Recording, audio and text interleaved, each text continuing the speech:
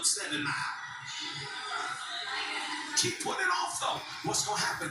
You're gonna run out of gas.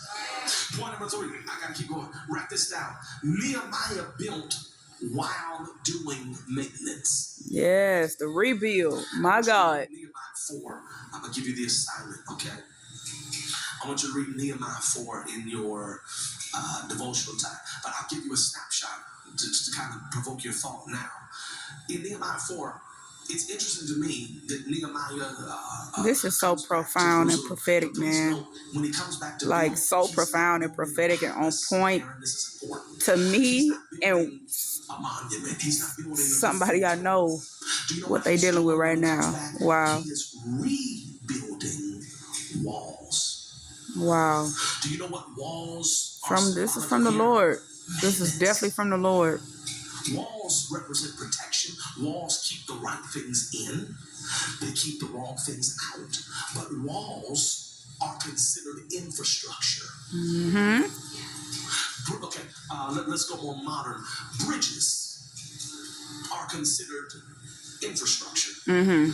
And if you know anything about infrastructure, they have to be maintained on a very, very rigid and consistent schedule. Right. They have to meet certain benchmarks. Mm-hmm. They have to pass certain tests. They have to stay up to code. Now, when you look at Nehemiah, I want y'all to hear this, because the Hebrew idea behind repair speaks to this. Watch me. Restoring what has fallen into disrepair. Now, there's an important distinction here. It does not speak to creating something flashy. It speaks to preserving what's already there.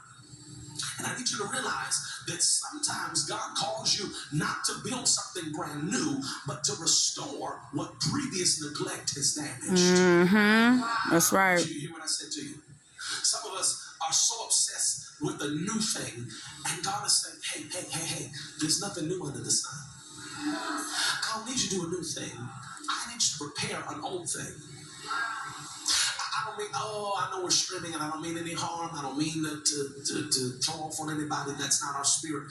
But our generation, I say this generation, and really, I think you could apply this to every generation at one point. We have a tendency, especially us, those that really grew up with the internet and have seen, social media innovate and change everything, and now we're on the frontier of AI. We tend to think that because we gave certain things visibility or exposure, that we invented them. My God. A lot of us get to such a lot of, under 40 will just say, we sometimes act like we invented the prophetic because we started calling it the prophetic.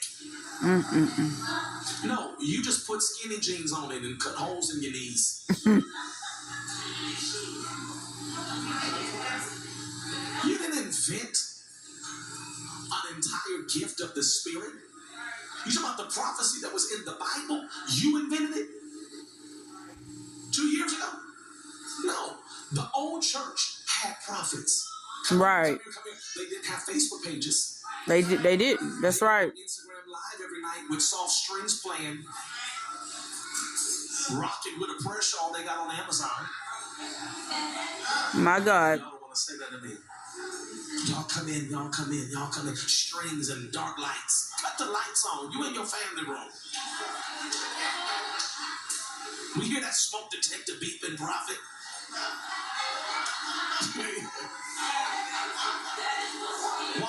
Why don't you see where the batteries are and change that smoke detector? Speaking in advanced tongues.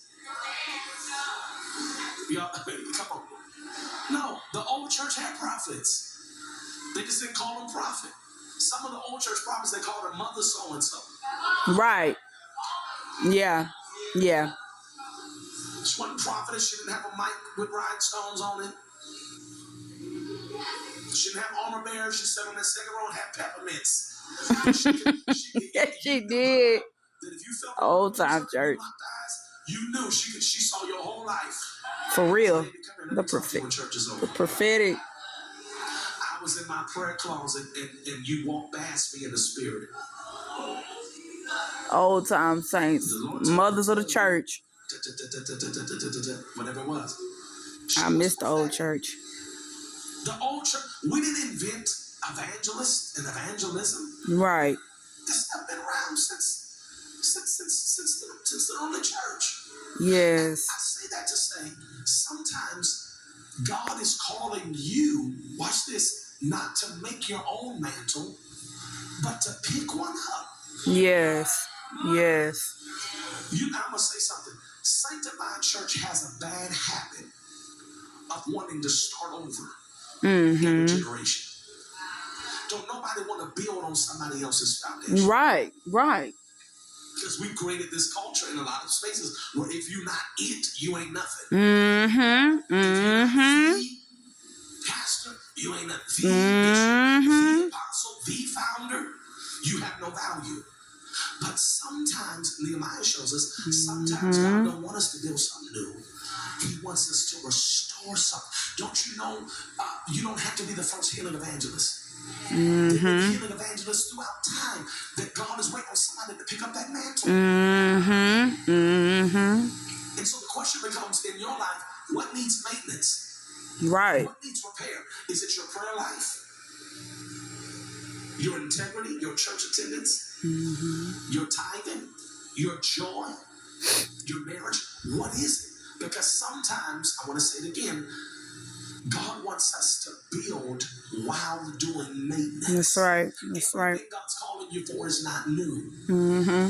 Some stuff is repair work. There's nothing new under the sun. Repair work is holy. Right. Y'all don't hear what I'm saying. Point number 4, and I'm getting ready to let y'all go in a moment. Are y'all getting anything tonight? It's powerful. Okay, good. Point number 4, write this down.